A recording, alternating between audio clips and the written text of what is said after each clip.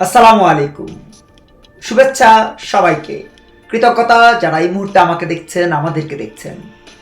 Sound Bangla পূর্বাভাস সব সময় আপনাদের, আমাদের দেশ, মানুষ, মাটির সংকট, সমস্যা এবং সমাধানের গল্প নিয়ে এগিয়ে যেতে চায়। সেই গল্প অল্প অল্প করে সমাধানের পথ তৈরি করবে বিশ্বাস আপনার, আমার, আমাদের হৃদয়ে রাখতেই হবে। তা না হলে বাংলাদেশ কিভাবে এগিয়ে যাবে? আসুন আজ প্রথম মিনিট গল্প শুরু করি। প্রথম মিনিটের গল্প প্রথমত বৈষম্য বিরোধী ছাত্র আন্দোলন। বৈষম্য বিরোধী ছাত্র আন্দোলনের প্রতিটা সমন্বয়ক কর্মী আজ জাতিকে প্রশ্নবিদ্ধ করেছে। জাতি প্রশ্নবিদ্ধ অবস্থায় ঝুলে আছে পেন্ডুলামের মতো করে। জাতি বুঝতেই পারছে না যে এরা দেশের মানুষের, দেশের অর্থনীতির, দেশের শিক্ষা, সাহিত্য, সংস্কৃতির নাকি দেশ বিরোধী চক্রের সাথে যুক্ত। সত্যিকার অর্থেই তারা কি দেশকে বৈষম্যমুক্ত করতে চেয়েছিল, কোটামুক্ত করতে চেয়েছিল, নাকি দেশকে ধ্বংসের দ্বার প্রান্তে রেখে নিজেদের রুটি রুজি সব কিছুকে গুছিয়ে নিতে চেয়েছিল? এই প্রশ্নবিদ্ধ অবস্থায় এই পেন্ডুলাম বদ্ধ দেশ তখন বানিয়াচং থানা পুড়িয়ে দেওয়ার গল্প আপনার, আমার, আমাদের সকলের সামনে এসছে। সেই গল্পের নায়ক শেখ মাহাদি হাসান, যিনি নিজেকে বড় নায়ক হিসেবে উপস্থাপন করতে গিয়ে বলেছেন বানিয়াচং থানা পুড়িয়েছিল, সন্তোষকে পুড়িয়েছিল এবং তারা পুলিশ সদস্যদেরকে পুড়িয়ে তারা বিজয় অর্জন করেছিল। আচ্ছা বলুন তো, যে ব্যক্তি নিজে বলে যে আমি খুন করেছি, আমি জ্বালাও পোড়াও করেছি, আমি অপরাধ করেছি, তার বিচার করবার জন্য কি আলাদা করে কোনো বিচারের ব্যবস্থার দরকার হয়, নাকি প্রচলিত আইন অনুযায়ী সেই লোকের বিরুদ্ধে ব্যবস্থা নেয়ার সকল রকমের পদক্ষেপ অটো তৈরি হয়, স্বয়ংক্রিয়ভাবে তৈরি হয়? প্রশ্ন রাখলাম। 2 নম্বরে বা 2 মিনিটে বা দ্বিতীয় মিনিটে আমরা যে গল্পে যেতে চাই সেই গল্পটা হচ্ছে বাংলাদেশের সংবিধান। বাংলাদেশের সংবিধানকে রাখবে না, বাংলাদেশ সংবিধানকে ছিঁড়ে ফেলবে, বাংলাদেশের সংবিধানকে কেটে ফেলবে, এই জন্য তারা একটা কমিশন গঠন করলো, এটা করলো, সেটা করলো। আজ সেই ইউনূসের সরকার, যারা সংবিধান মানে না, সংবিধান মানতে গেলে শেখ মুজিবুর রহমানকে গুরুত্ব দিতে হবে, সংবিধান মানতে গেলে বাংলাদেশের জাতীয় সঙ্গীত, জাতীয় পতাকা এবং সর্বোপরি অসাম্প্রদায়িক বাংলাদেশ গড়বার যে প্রক্রিয়া সংবিধানে রয়েছে সেই অনুযায়ী চলতে হবে। তারা সেটা মানবে না বললো, কিন্তু আজ নির্বাচন হতে যাচ্ছে। সেই নির্বাচনটা কিসের ভিত্তিতে? সংবিধানের ভিত্তিতে। যদি তাই হয় তাহলে থুতু ফেললেন, থুতু চাটলেন এবং সেই থুতু গিলে ফেলে এখন বলছেন আমরা বৈধ উপায়ে নির্বাচন দিচ্ছি, পৃথিবীর ইতিহাসে সেরা নির্বাচন দিচ্ছি। আপনি বলুন তো, সেই নির্বাচন কতটা সুষ্ঠু হবার পথে এগিয়ে চলছে ছাত্র যুব জনতার বাংলাদেশ? তৃতীয় মিনিট, আপনি, আমি, আমরা কতটা এগিয়েছি অর্থনৈতিকভাবে? ডক্টর ইউনূসের নেতৃত্বাধীন অর্থনীতিতে নোবেল বিজয়ী তার নেতৃত্বে বাংলাদেশ কতটা এগিয়েছে? অর্থনীতির এতটা বাজে পরিস্থিতি তৈরি হয়েছে যে রেমিটেন্স না আসলে দেশের টিকিটাও খুঁজে পাওয়া যাবে না। আজ সেই রেমিটেন্স যোদ্ধারা বলছেন যদি আমাদের কথা না শোনেন, যদি আমাদের দাবি না মানেন, যদি দ্রুত নির্বাচন না দেন, আমরা রেমিটেন্স বন্ধ করে দেব। তারই পরিপ্রেক্ষিতে আজ আমরা দেখছি একটা নির্বাচনের খেলা চলছে।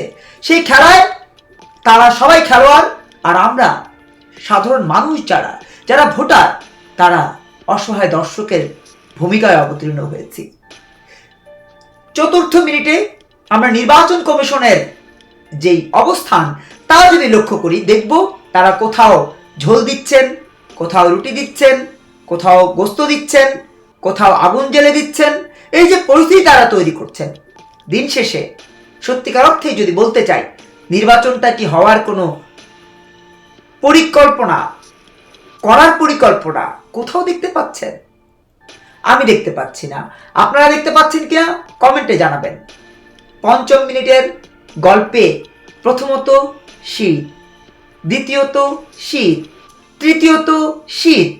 শীতে ভিত নড়ে যাচ্ছে বাংলাদেশের সাধারণ সেই সকল মানুষের যারা দুবেলা দুমুঠো ভাত খেতে হিমশিম খায়, যাদের সন্তানদের শিক্ষা, ধর্ম, মানবতা, সমাজ, সভ্যতার পথে হেঁটে যাবার কোনো রাস্তা সরকার তৈরি করেনি।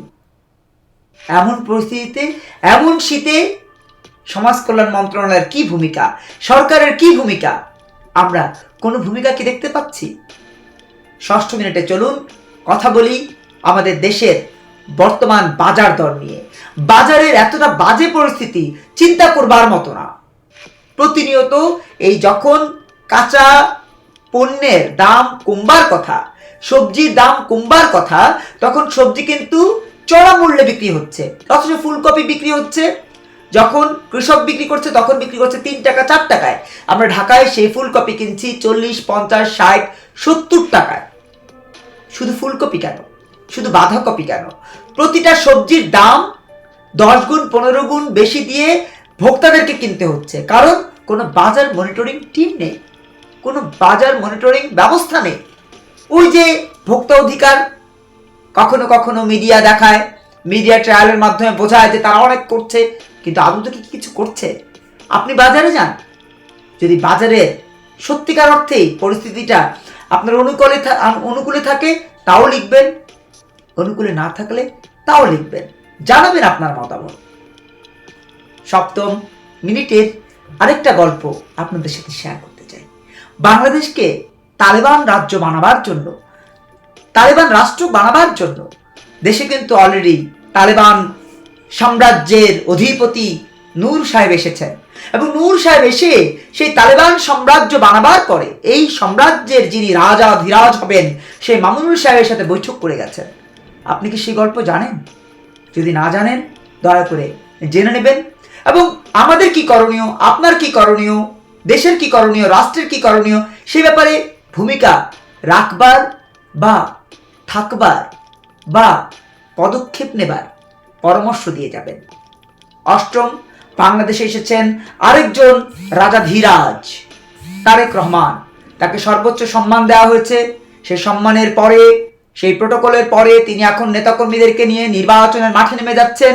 সেই নির্বাচনটা কতটা সুষ্ঠু হবে, তারেক রহমান কতটা নিরাপদ, দেশ কতটা নিরাপদ, আপনি আমি আমরা কতটা নিরাপদ, সেই বিষয়টা আপনি যতটুকু খেয়াল করছেন আমি ততটুকু খেয়াল করছি, কারণ আমি ইতিমধ্যে হামলার শিকার হয়েছি। আপনি কি নিরাপদ? লিখে যাবেন কমেন্ট বক্সে। এবং দশম মিনিটে আপনার আমাদের জীবন জীবিকা রুটি রুজি কতটা হুমকির মুখে। নতুন বছর এসেছে, 2026 সালের এই শুরু লগ্নে আপনি আপনার রুটি রুজি জীবন জীবিকা নিয়ে কতটা স্বস্তিতে আছেন, আপনার সন্তানের শিক্ষা নিয়ে কতটা স্বস্তিতে আছেন, আপনার সংসার নিয়ে কতটা স্বস্তিতে আছেন, চিকিৎসা, স্বাস্থ্য, খাদ্য, বস্ত্র, বাসস্থান সবকিছু ঠিকমতো চলছে কি? যদি ঠিকমতো চলতে থাকে তাহলে সেটাও লিখবেন। আর যদি কোথাও বাধা প্রতিবন্ধকতা হয় সেটাও লিখে জানাবেন। আমরা সে কথাগুলো তুলে ধরব আপনাদের নাম সহ। এবং এটি প্রথম এপিসোড। আমরা পরবর্তীতে নিয়ম করে এই এপিসোডগুলো একের পর এক ধারাবাহিকভাবে আপনাদের জন্য নিবেদিত করতে চাই, নিবেদিত রাখতে চাই। যদি আপনার 10 মিনিট ভালো লেগে থাকে জানাবেন, যদি আপনার 10 মিনিট ভালো না লেগে থাকে সেটাও জানাবেন। সেই সাথে জানাবেন ইলিয়াস, পিনাকি, কনক সারওয়ার বা জুলকার নাইন শায়ের বা খালেদ মহিউদ্দিন বা নবনীতা চৌধুরী বা অন্য কোনো অ্যাঙ্করের উপস্থাপনার পাশাপাশি তাদের অ্যাক্টিভিজম কেমন লাগছে আপনাদের? তারা কি দেশকে ভালোবাসছেন নাকি দেশকে ধাক্কা দিয়ে ফেলে দিতে চাইছেন বঙ্গোপসাগরের কোনো একটা কিনারায়?